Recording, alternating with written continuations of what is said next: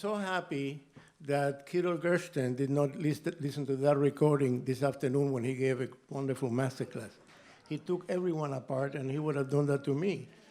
But I'm so happy that it was recorded, and he couldn't do anything. He couldn't change it. Anyway, I want to ask you, please, not to leave. Stay here, because you will hear much better piano playing in just a few minutes, okay? So don't go. The only thing that I will comment positively about that is the fact that when this hall was opened in 2010, they played a child recording, or I think I was 14, of a Bach piece. And today they played a Scarlatti piece.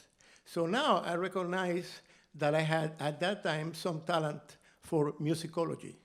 I was concentrating on composers born in 1685, which is what most musicologists do, concentrate on 1 year. I was concentrating on 1 year.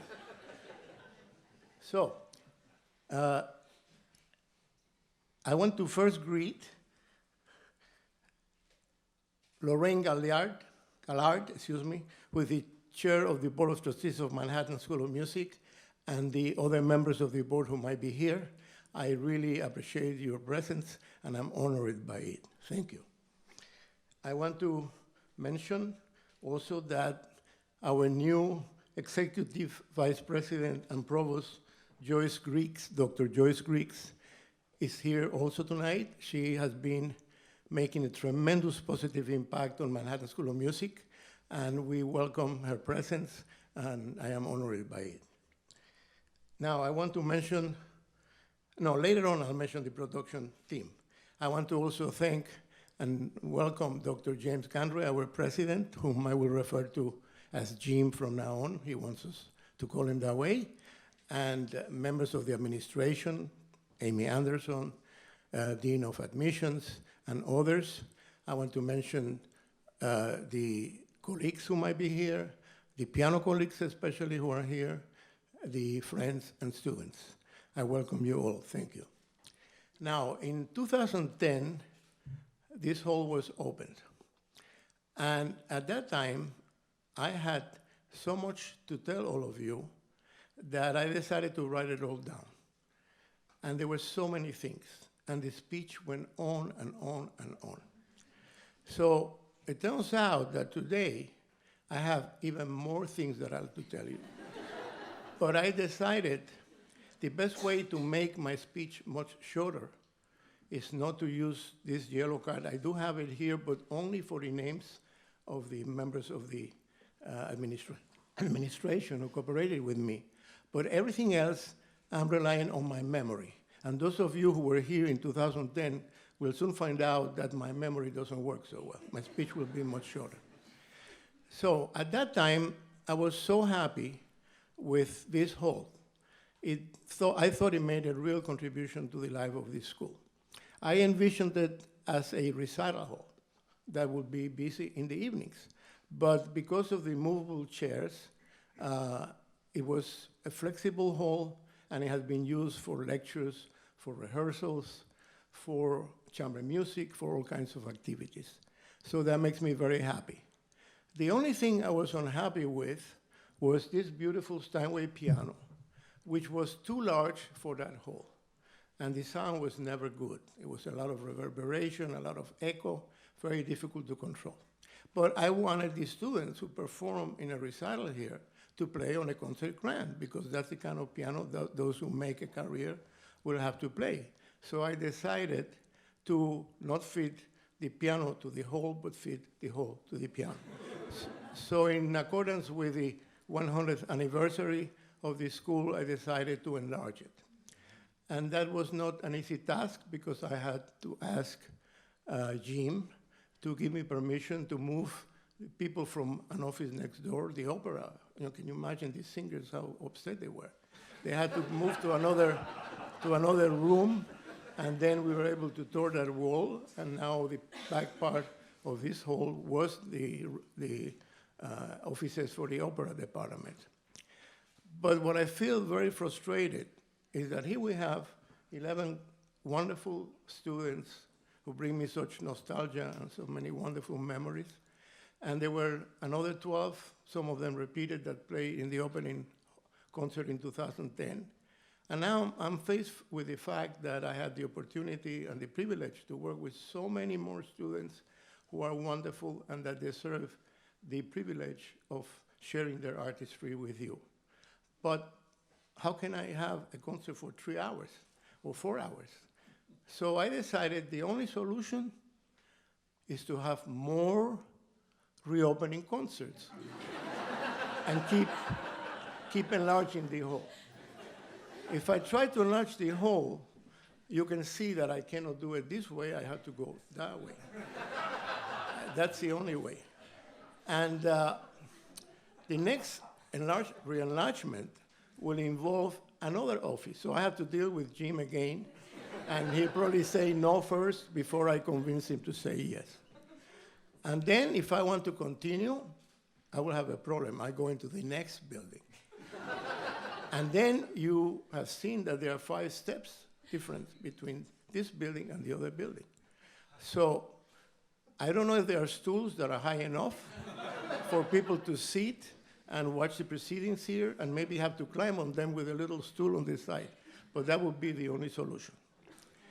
If I want to go further, I can go into the new building, and that's a dream. Because eventually I can get to my goal, which is the president's office right at the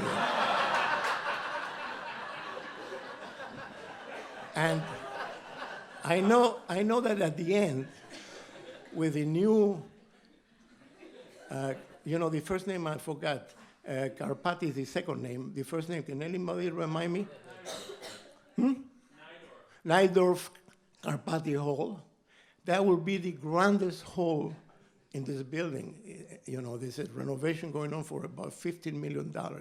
I'm so happy, so proud. It will be one of the major halls in New York City. My hall, of course, cannot compare, but it might be the longest.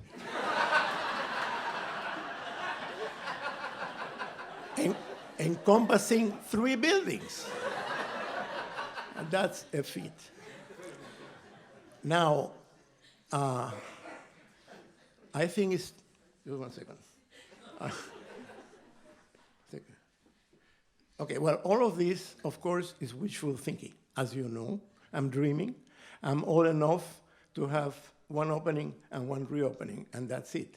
But at least I wanted to get my students excited about the potential of playing again. I hope it can happen.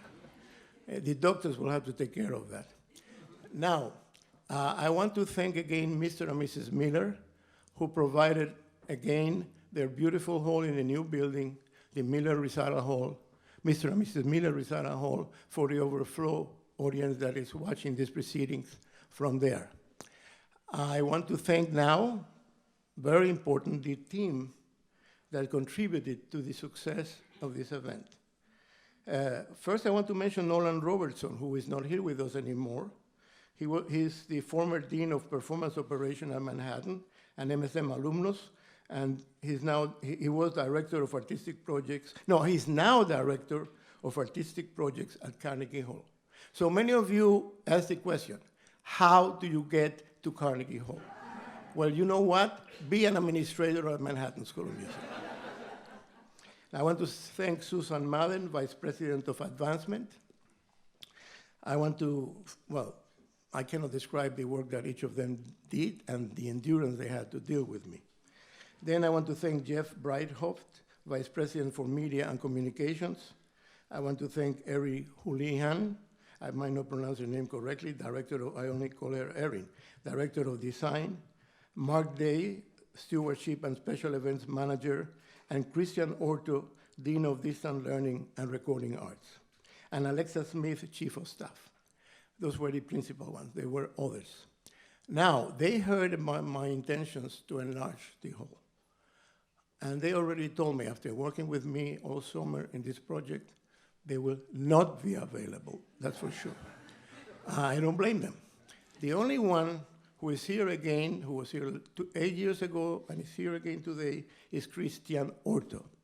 How do you explain that she's willing to work with me again? Well, I have an answer. She had 8 years to recover, and she forgot. Now, I want to mention somebody so dear to me that she was my life companion for a long, long time. And she cannot be with us tonight.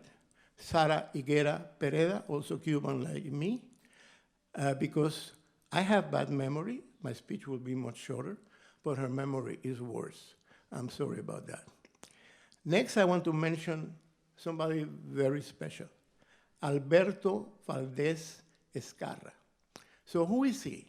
Well, he's a man of 46 years old, Cuban, who donated one of his kidneys to me for a kidney transplant that took place on March 29. The reason, yes.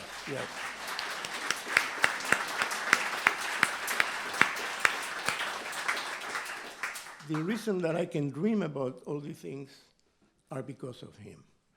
It was a long story. How did he decide to do it? I want to mention only that he watched me.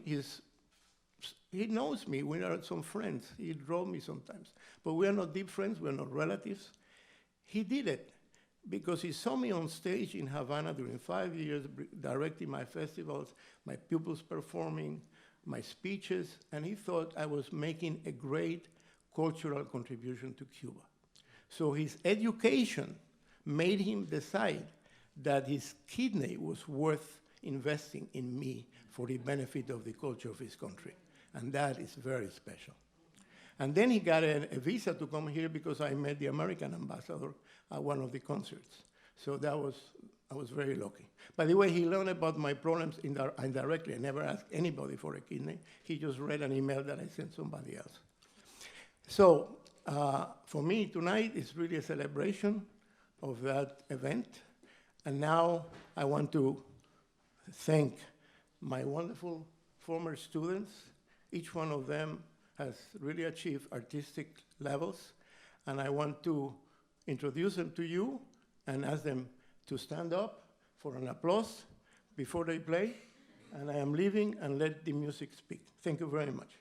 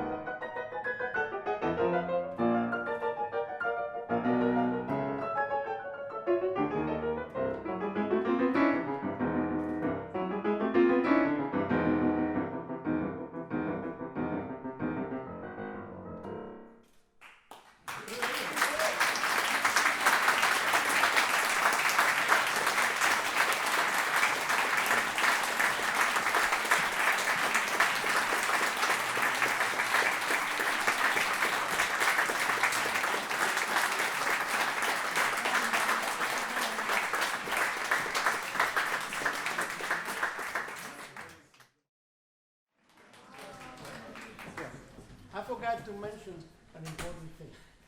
We have as guest here tonight Dr. Robert Sirota, who was our former president.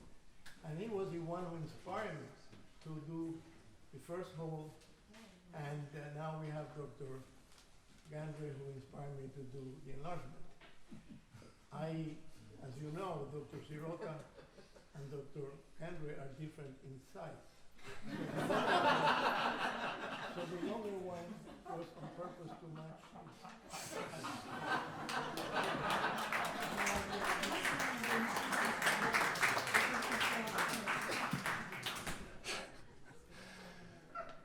You know, it's really hard to follow him. Anyway, I want to extend my welcome to all of you here tonight on this really, really special night, honoring this special place, but also this special man. I want to especially thank Dr. Mikowsky's former students who are here in the audience, but also behind us. So far, it has been such an incredibly special.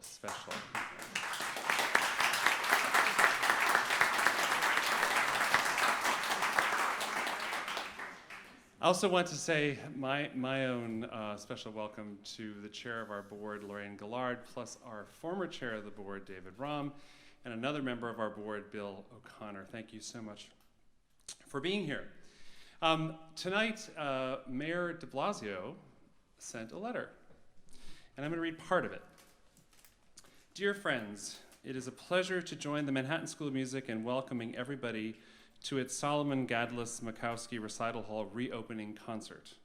He continues, tonight's event is a terrific opportunity to applaud everyone associated with this outstanding institution for their efforts to advance musical education and empower the next generation of artists. I look forward to the many ways the MSM community will continue to enrich our city's diverse cultural landscape for years to come. On behalf of all New Yorkers, I offer my best wishes for an evening of wonderful performance and continued success, Mayor de Blasio.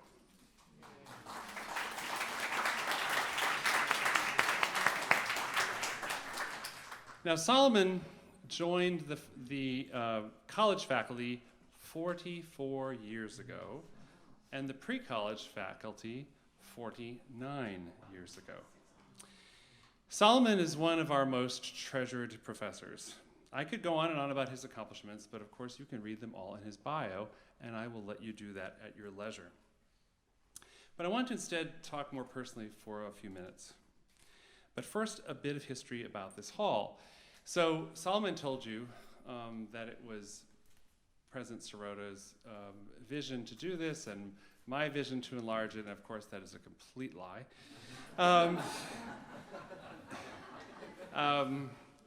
It was Solomon Mikowsky's vision to create this hall from what was our former library. When our library moved from this space and all the way to the end of these two buildings, that very long place that he's now going to have as a recital hall someday, to the Anderson Hall building, this space became available. Solomon had the vision to do that, and President Sirota had the great good fortune and good idea to follow Solomon's great vision.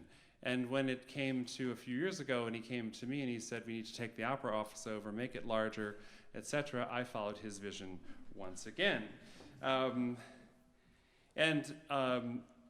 was fortunate enough to be here for the opening concert in October of 2010. I was at that time the provost of Roosevelt University in Chicago, but I had worked here once before, for those of you who don't know that. I worked here from 1985 to 2000, and Solomon was teaching then at my institution, where I had been the dean of the College of Performing Arts and then had become provost of the university later. And he asked me to come to speak at this concert. And I want to just reread some of what I said that evening, because I think it's actually so apropos this evening as well.